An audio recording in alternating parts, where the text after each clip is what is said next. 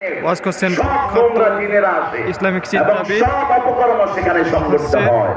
আল্লামা তারেক মনোয়ার। স্থান পাংশা আলাসপুর কলেজ মাঠ প্রাঙ্গণ। আল্লাহ তৌফিক দান করেন। আরো চিৎকার করে বলি আমিন। কোরআনের সবচেয়ে দামি সূরা কোনটি?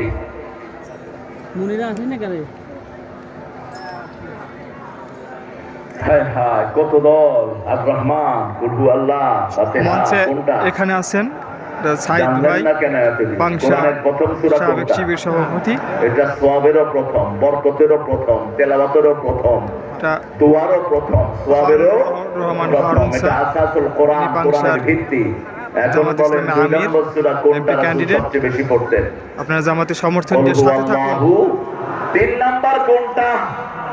ইন্না আ'তাইনা কাল কাউসার ইযা জাআ নাসরুল্লাহি ওয়াল রাআইতান নাসা ইয়াদখুলুনা ফি দীনিল্লাহি আফওয়াজা। জনমানুষের ঢল ইসলামের পিছনে, এখন ইসলামের বাংলাদেশ। বাংলাদেশের মানুষ ইসলামকে ভুলে নাই। ইন্নাহু কানা তাওয়াবা। চতুর্থ কোন সূরা পড়তেন?